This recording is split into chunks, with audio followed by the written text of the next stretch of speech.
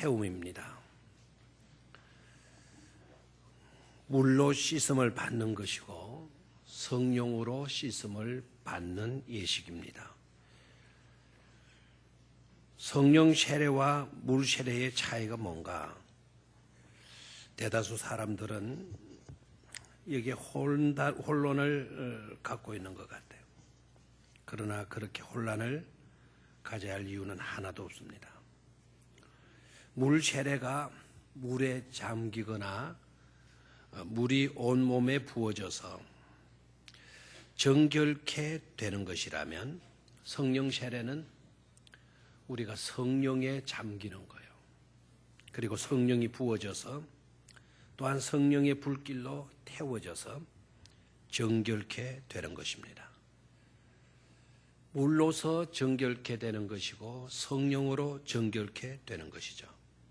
그래서 세례는 한마디로 정결케 되는 의식이라 말할 수 있습니다. 3장 11절을 우리가 읽었는데요. 이렇게 요한이 말하고 있잖아요. 기록하고 있잖아요.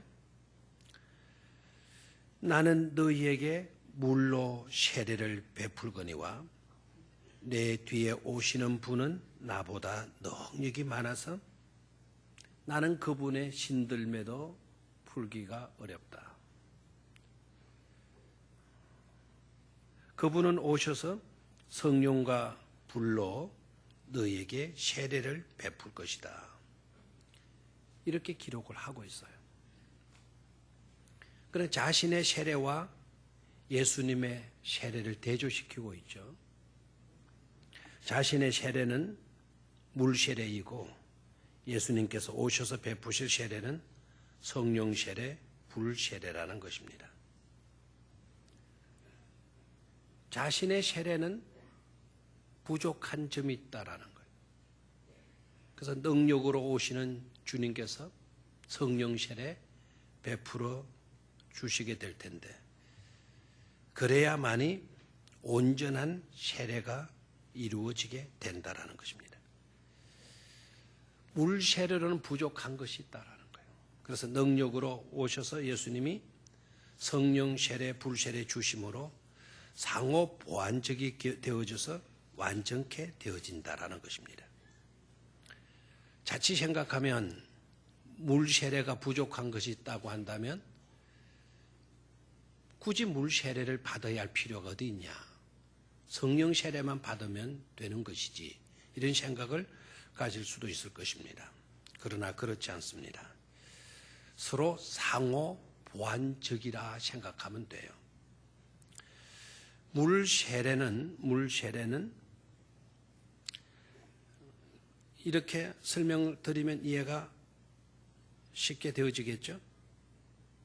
어떤 것인가 하니까, 물로 적셔진 것은 우리 옷들이 물에 젖었다 하더라도 말리면 다시 그 옷 입을 수가 있죠. 되돌릴 수가 있죠.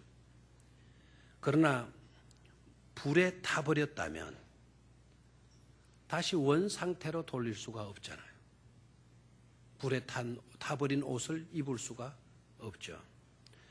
그와 마찬가지로 물 세례로는 세례를 받고도 다시 범죄하는 경우들이 허다히 많아요. 물 세례 받았는데 회개하고 뉘우치고, 그래서 물 세례를 받았는데 다시 그 죄로 돌아가는 경향들이 많이 있죠. 그러나 성령 세례는 달라요. 성령 세례는 한번 우리가 성령 세례를 받게 되어지면 다시는 죄와는 상관없는 완전한 새 사람으로 거듭나게 되는 것입니다.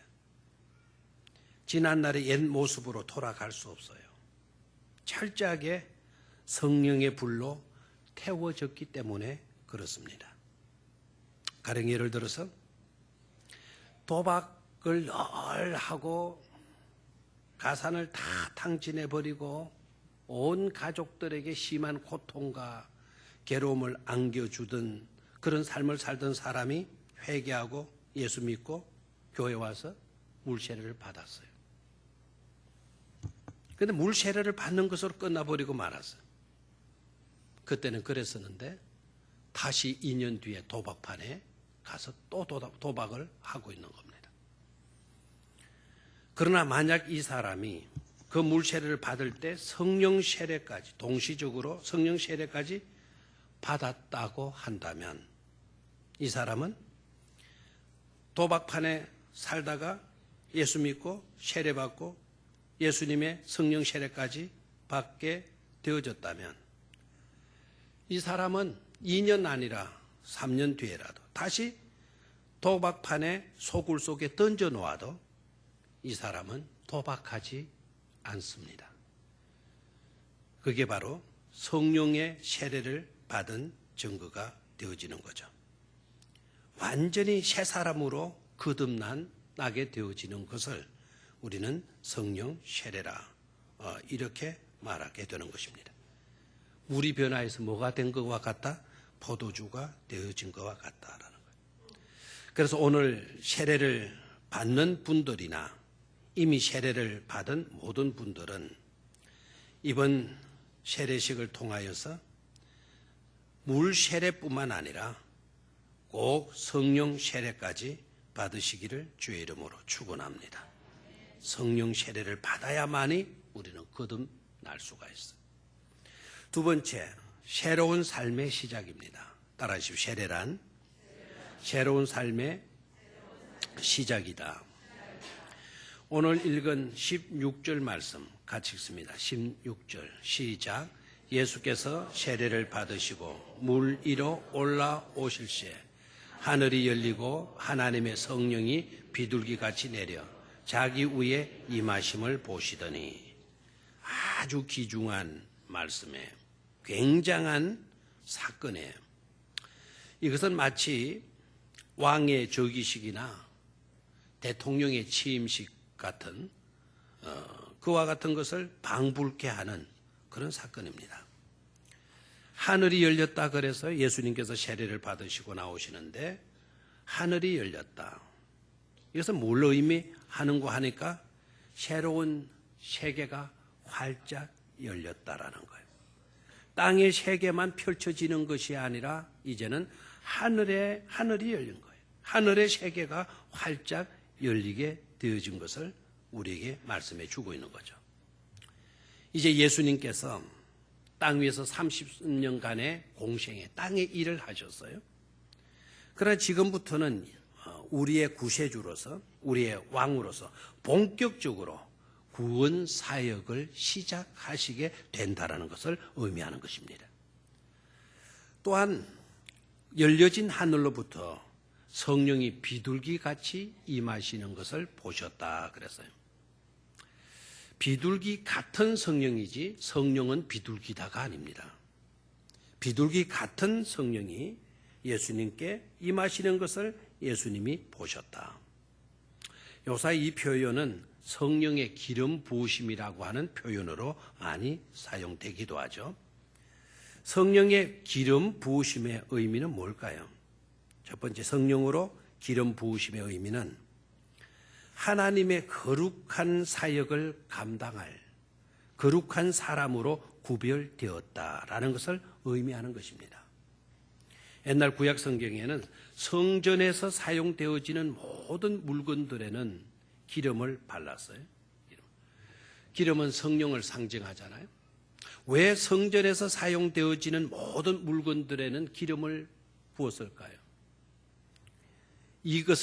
이제는 이것이 나무로 이루어지고 돌로 이루어진 것이라 하더라도 기름을 부음과 동시에 이 물건은 이제는 하나님을 위하여서 사용되어지는 기구다. 하나님의 전에서 하나님을 위해서 사용되어질 도구로 구별되어진 것이다. 그래서 뭐를 발랐다고요? 기름을 발랐다라는 거예요. 성령이 예수님의 머리 위에 임하고 성령이 우리 머리 위에 임한다라는 것은 지금부터 너는 거룩한 사역을 감당할 하나님의 일을 감당할 거룩한 사람으로 네가 구별되어진 거다. 교회 안에서도 지금 기름을 붓고 안수 기도하잖아요. 장로님을 세울 때나 권사님을 세울 때나 집사님을 세울 때나 목사님으로 이렇게 세울 때나 기름을 붓고 뭘 합니까? 안수를 해요. 그 말은 바로 뭐죠? 이제까지는 너는 이제 세상 사람들과는 구별되어서 이제부터는 너는 하나님의 나라를 위하여 일할 사람이다. 일할 사람으로 이렇게 구별되어지는 것이다 해서 기름을 부으신 것이죠. 또한 요한복음 16장 8절로 11절 말씀을 보도록 하겠어요. 자, 요한복음 16장 8절로 11절 말씀. 그 말씀을 보면 보혜사가 우리에게 임하시게 될 건데 그 보혜사가 임하게 되면 오시게 되면 그 보혜사 성령이 무슨 일을 하시나 8절만 보겠어요. 자, 그가 와서 그가는 누구죠? 보혜사의 성령님이 오셔서 뭐에 대하여? 죄에 대하여 의에 대하여 심판에 대하여 세상을 책망하시리라 그랬어요. 성령이 오셔서 책망하신다라는 거예요. 뭐에 대해서 책망하는 거 하니까 죄에 대해서 책망한다라는 거예요. 죄에 대해서, 여러분의 죄에 대해서 누가 책망해요? 성령이 오셔서 책망한다라는 거예요. 책망해서 견딜 수 없도록 만드는 거예요. 그래서 그 죄를 버리지 않으면 안 될 정도로 우리 성령님이 오셔서 우리에게 책망해 주신다라는 거예요. 그래서 우리는 죄를 떠날 수가 있고 죄를 버릴 수가 있게 되는 것이죠. 또 성령님이 오셔서 뭐에 대하여 책망한다 그래요? 의에 대해서 책망한다 그랬어요. 의라고 한다면 책망을 왜 하느냐? 의에 대해서는 예수님이 격려하셔야 되고 칭찬하셔야 되지 않겠느냐? 그런데 의에 대해서 책망한다라는 저 말은 무슨 말일까? 저기에서 의에 대하여 책망하신다고 하시는 저 말씀은 여러분들 중에 나는 의로운 사람이야. 나는 너보다 착해. 나는 나쁘지 않았어. 나는 인생을 잘 살았어. 그렇게 여기는 사람들이 있을 거예요. 그렇게 여기고 있는 그 의에 대해서 책망하신다라는 거예요. 네가 의로우면 얼마나 어려우냐. 내가 보기에는 한 가지로 채워져. 모두가 다 어그러진 인생인데 네가 어렵다고 그러느냐? 너의 의의가 어디 있냐? 너의 의의가 어디 있다고 그러느냐? 그 의에 대해서 뭐 하신다고요? 책망하시는 거예요. 그래서 누구 의지하게 만드는 겁니까? 하나님 의지하게 만들고 예수 의지하게 만드는데 성령이 역사하신다라는 거예요. 그 다음에 뭐에 대해서? 세상의 심판에 대하여 세상을 뭐 한다 그랬습니까? 책망하시리라 그랬어요. 심판. 이 나라에, 이 세상에 있는 권세자들이 심판하는 거예요. 너는 죄인이다. 너는 잘못된 사람이다. 너는 그릇되었어. 너는 나쁜 사람이야. 이렇게 재판한다라는 거예요. 재판하는 그 사람들에 대해서 뭐 하신다는 거죠? 책망하신다라는 거예요. 너네들도 별 수 없는 한 가지 인생에 지나지 않는 것이다. 왕이라고 해서 권세자라고 해서 너네들이 심판하면서 남을 정죄하면서 살아갈 수 있는 줄로 아냐? 그게 잘못된 거다. 야단하면서 결국 권세자들도 누구를 의지하고 살도록 만드는 데 있어요? 예수님을 의지하고 예수님을 믿도록 하는데 성령님이 임하셔서 역사하신다라는 거예요. 우리가 성령으로 세례를 받아야 될 이유는 바로 그것입니다. 성령의 세례를 받게 되면 그 성령님이 내가 잘못될 때 나를 책망하는 거예요. 내가 의롭다고 교만할 때 나를 책망하시는 거예요. 내가 힘이 있다고 그래서 내 권세로 얼마든지 살아갈 수 있다고 그럴 때 책망하시는 거예요. 예수 앞에 나오게 만들고 예수 앞에 무릎을 꿇게 만들고 예수의 보혈의 은총을 의지하게 만들어 주시는 것이죠. 그래서 성령 세례를 받아야 돼요. 베드로전서 3장 21절 말씀 같이 읽습니다. 시작. 물은 예수 그리스도의 부활하심으로 말미암아 이제 너희를 구원하는 표니 곧 세례라. 육체의 더러운 것을 제하여 버림이 아니요 오직 선한 양심이 하나님을 향하여 찾아가는 것이라 그랬어요. 물은 곧 너희를 구원하는 뭐가 된다 그랬어요? 표인데 곧 그것이 뭐라 그랬나요? 세례다. 그 다음 말씀을 조심해야 되겠죠? 육체의 더러운 것을 제하여 버림이 아니요. 아까는 정결케 하는 예식이라 그랬는데 우리의 모든 더러운 것, 죄악들을 씻어주시는 것이라고 했는데 세례란 물이란 육체의 더러운 것을 제하여 버림이 아니요. 아니란 말인가? 그럼 뭔가 이상하지 않냐? 이런 생각이 들 수도 있을 거예요. 그런데 저 말의 의미는 그런 뜻이 아니고요. 육체의 더러운 것을 없애는 것으로 끝나는 것이 되어져서는 안 된다라는 거예요. 제 씻음을 받는 것으로 끝나는 것이 아니다. 끝나는 것이 아니다. 세례라는 것이. 그러면 뭐냐? 물론 더러운 죄를 씻음 받는 것이지만 그것으로 끝나지 않고 더 나아가서 그다음 시작. 오직 선한 양심이 하나님을 향하여 찾아가는 것이라 그랬어요. 우리의 선한 양심을 일깨워 주는 거예요. 일깨워 주어서 누구를 향하여서 나아갈 수 있도록 하나님을 향하여서 나아갈 수 있도록 기도하고 싶고 말씀 읽고 싶고 전도하고 싶고 봉사하고 싶고 예배하고 싶고 하나님의 뜻대로 살고 싶은 그런 것으로 우리 마음속에 감동을 주신다라는 거예요. 일깨워 주신다라는 거예요. 그게 바로 누가 하시는 일이다? 성령께서 하시는 일이다라는 것이죠. 지난날 우리가 지은 모든 죄악들을 다 예수의 보혈의 피로 씻음받고 더 나아가서는 선한 양심이 누구를 찾아가는 일로 하나님을 향하여 찾아가는 일로 새로운 삶이 시작되게 되어진다는 것입니다. 이런 은혜를 모두가 다 받게 되기를 주의 이름으로 축원합니다. 이런 은혜를 받게 되면 우리의 삶이 나아갈 때에도 전도의 문도 활짝 열리게 되고 말씀의 문도 활짝 열리게 되고 기도의 문도 활짝 열리게 되고 섬김과 사랑의 문도 활짝 열리게 될 줄로 믿습니다. 세 번째로 마지막 세례란 보증받는 것입니다. 한번 따라하시오. 세례란 보증받는 것이다. 예수님께서 세례를 받으시고 물 위로 올라오실 때 비둘기 같은 성령도 임하셨고 하늘도 열렸고요. 그 다음에 소리가 있었다 그랬는데 17절을 같이 읽습니다. 시작. 하늘로부터 소리가 있어 말씀하시되 이는 내 사랑하는 아들이요 내 기뻐하는 자라 하시니라. 아멘. 이는 내 사랑하는 아들이요 내 기뻐하는 자라. 이런 말씀이 들린 거예요. 이 말씀은 누구의 말씀이었을까요? 하나님의 말씀이죠. 이는 내 사랑하는 아들이다. 이는 내 기뻐하는 자다. 내가 그것을 보증한다라는 말씀이에요. 이분은 곧 누구의 아들이다? 내 사랑하는 아들이다. 내가 보증한다. 그리고 이 사람의 예수의 삶과 사역 자체가 나의 기쁨이 되어질 것이다. 나의 기뻐하는 자다. 그거를 내가 보장한다라고 하는 말씀이에요. 누가 보장서 주신다는 겁니까? 하나님께서 뭐 주신다는 거죠? 보증서 주신다라는 거예요. 또 보증 이야기 하니까 엉뚱한 부분에 은혜를 받는 사람이 있어서는 안 돼. 사람 찾아가서 나 보증 좀 부탁해야지. 그렇게 부탁하지도 말고 또 보증 함부로 해주지도 말고 교회 안에서는 돈 거래를 하지 마세요.